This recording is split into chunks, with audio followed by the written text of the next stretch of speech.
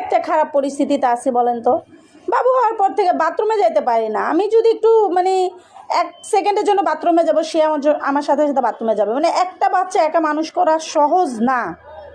কিছু কিছু মানুষ তো একটা বাচ্চা পালার জন্য 2-3 জন মানুষও রাখে।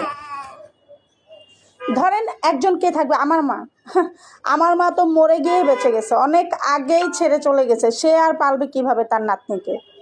আর দ্বিতীয় হচ্ছে কে? দাদি।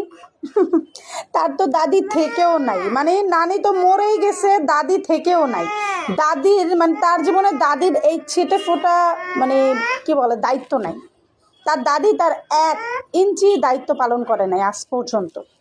দাদি নানিরা বাচ্চাদের কাঁথা কাপড় ধোয়, বাচ্চাদের গোসল করায়, মানে তার নানি তো নাই। তার দাদির এই ধরনের এই একটা চুল পরিমাণ মানে এফোর্ট নাই তার পিছনে। তার দাদি দাদি না, তার দাদি হচ্ছে নানি। সে তার নাতনিদের জন্য সব কিছু করতে পারেন, মানে মেয়ের ঘরের বাচ্চাদের জন্য সে সব কিছু করছে, ইভেন এখনও করতেছে।